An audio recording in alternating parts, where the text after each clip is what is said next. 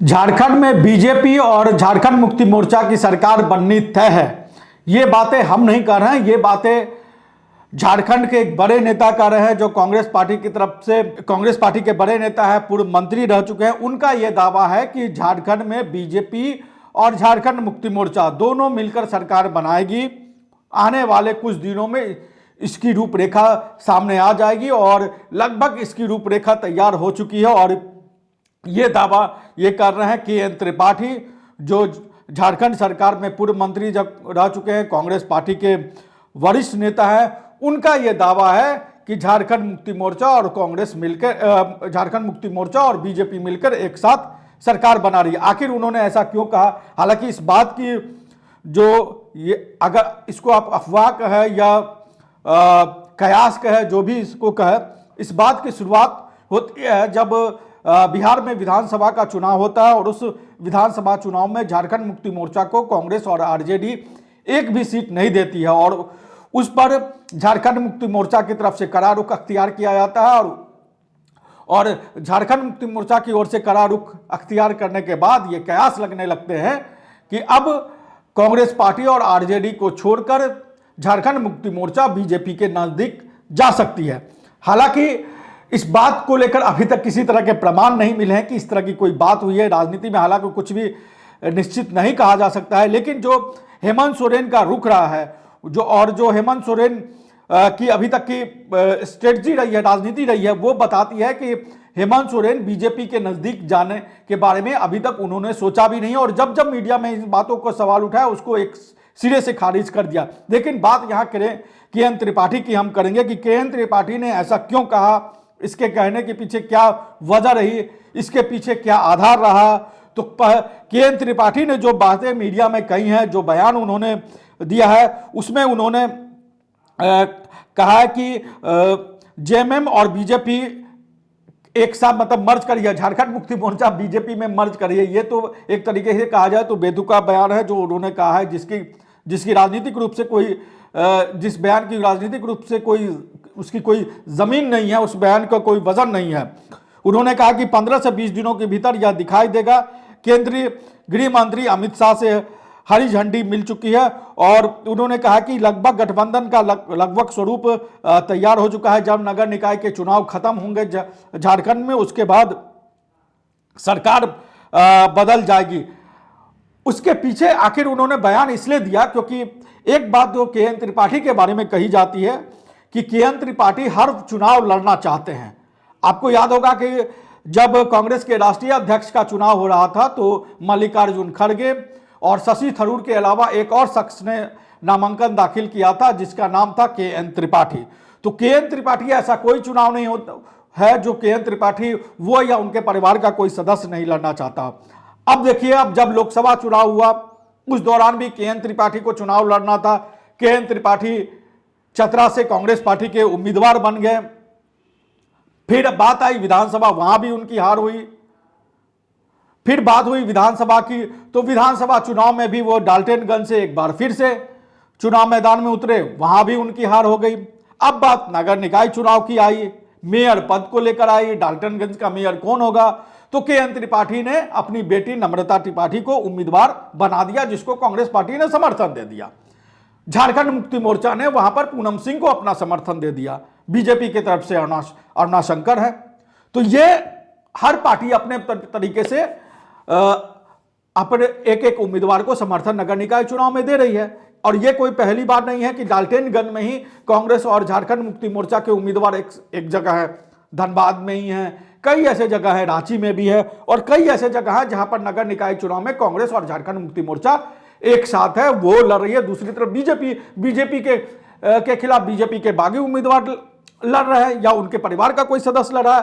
दरअसल के एन त्रिपाठी के बारे में कहा जा रहा है कि वो कोई ऐसा चुनाव नहीं है जो नहीं लड़ना चाहते। वो चाहते हैं कि कांग्रेस अध्यक्ष भी वही बने, सांसद भी वही बने, विधायक भी वही बने, मेयर का चुनाव हो तो वही बने। कहा तो यह जाता है कि अगर मुखिया का चुनाव होगा तो भी के एन त्रिपाठी के परिवार की ओर से कोई ना कोई उम्मीदवार जरूर होगा।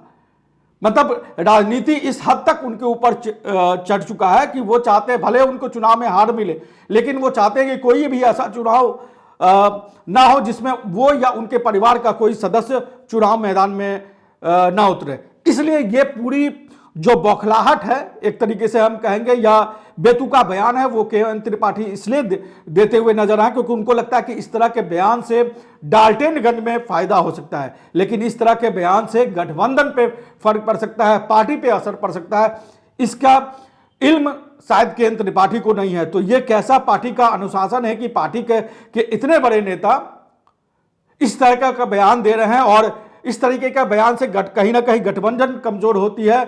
और हालांकि इस बयान की तरफ से जो के.एन. त्रिपाठी का बयान आया उसका एक तरीके से जो प्रदेश अध्यक्ष है केशव महतो कमलेश उन्होंने भी खंडन किया, झारखंड मुक्ति मोर्चा की ओर से भी खंडन किया गया और बीजेपी की तरफ से भी खंडन किया गया। लेकिन एक बात जो साफ तौर पर नजर आती है, जो के.एन. त्रिपाठी का बयान है वो बयान बताता है कि कहीं ना कहीं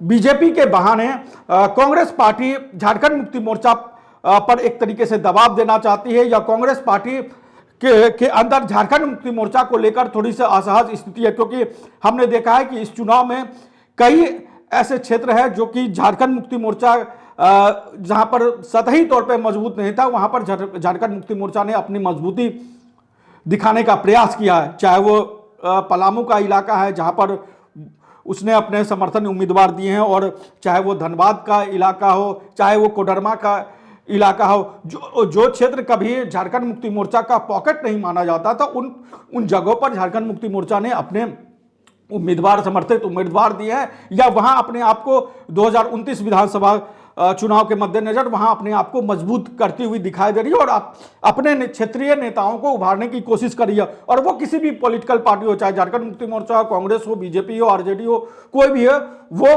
पार्टी अपने तौर पर यह काम करती है। तो झारखंड मुक्ति मोर्चा झारखंड में अपने आप को और मजबूत करने के प्लानिंग के तहत आगे बढ़ रही है। वो चाह रही है कि जो इलाके कभी झारखंड मुक्ति मोर्चा के गढ़ नहीं रहे हों, जैसे पलामू जैसा इलाका हो, वहां पर अगर छोड़ दे तो मिथिलेश ठाकुर और अभी आनंद प्रताप देव, इन दोनों के अलावा कोई इस तरीके का बड़ा नेता उस क्षेत्र में नहीं है। तो वो उन क्षेत्रों में अपनी पार्टी को मजबूत कर रही है ताकि झारखंड में अभी तो सबसे बड़ी पार्टी है ही, और इसको और बड़ा किया जा सकता है, जो हर राजनीतिक दल का अपनी सोच होती है उसके तहत किया जाता है। तो ये जो झारखंड मुक्ति मोर्चा अपना विस्तार कर रही है, उस विस्तार से कांग्रेस पार्टी के अंदर कहीं ना कहीं असहज स्थिति होती है और कांग्रेस पार्टी के तरफ से ही इस तरह के बयान आते हैं। आप देखे होंगे, आपने देखा होगा कि कैसे अंबा प्रसाद और योगेंद्र साहब झारखंड मुक्ति मोर्चा की सरकार पर निशाना साध रहे हैं, यहाँ के.एन. त्रिपाठी निशाना साधते हुए रहते हैं। और जब इस तरह के नेता इस तरह के गठबंधन को कमजोर करने के लिए बयान देते हैं और मीडिया में इस तरह की बातें चलती हैं कि हेमंत सोरेन कोई बड़ा फैसला ले सकते हैं, तो केशव वेणुगोपाल जैसे जो बड़े नेता हैं दिल्ली के भी कांग्रेस के, वो पलटकर हेमंत सोरेन से बात करते हैं या ये बात मीडिया में कहते हैं कि हमने मुख्यमंत्री से बात की है, गठबंधन में ऐसा कुछ नहीं है। तो कांग्रेस पार्टी को अपने नेताओं पर लगाम लगाना चाहिए और लगाम इस तरीके से लगाना चाहिए कि उसका असर गठबंधन में नहीं हो, क्योंकि कांग्रेस पार्टी की तरफ से इस तरह के बयान हमेशा आते रहे हैं जो कहीं ना कहीं गठबंधन की मजबूती पर एक सवाल खड़ा करते हैं। और ये बातें मीडिया में सामने आती है कि झारखंड मुक्ति मोर्चा बीजेपी के साथ चली जाएगी। आने वाले समय में राजनीति में क्या होगा कुछ कहा नहीं जा सकता है, राजनीति अनिश्चितताओं का खेल है। लेकिन जो अभी वर्तमान में जो स्थिति दिख रही है उसमें कांग्रेस, झारखंड मुक्ति मोर्चा, कांग्रेस पार्टी, आरजेडी और लेफ्ट पार्टियां एक साथ है और उसका रूप भी दिखाई थी। अभी आने वाले समय में बजट सत्र है, नगर निकाय चुनाव के बाद क्या होगा, नगर निकाय चुनाव का गठबंधन पे क्या असर होगा, सरकार पे क्या असर होगा, उस पर हमारी भी नजर बनी रहेगी। इस पूरे मामले को लेकर आपको क्या लगता है, कमेंट बॉक्स में हमें जरूर बताएं। नमस्कार, जोहार। रॉयल इंडिया में आपका स्वागत है। भारत के सबसे विश्वसनीय सोलर मोटर पंप और एमपीपीटी कंट्रोलर निर्माता रॉयल इंडिया का high performance movable trolley solar water pumping system प्रस्तुत है। बेहतर दक्षता के लिए डिजाइन किया गया और आसानी से ले जाने योग्य। सरकारी परियोजनाओं के लिए अनुमोदित देश भर के कॉन्ट्रैक्टर्स और एजेंसियों की पहली पसंद। एमएनआरई द्वारा अनुमोदित, उल प्रमाणित, उद्योग मानकों के अनुरूप स्वदेशी उत्पाद। सार्थक ऊर्जा समाधान के लिए हमारे साथ साझेदारी करें। आज ही संपर्क करें।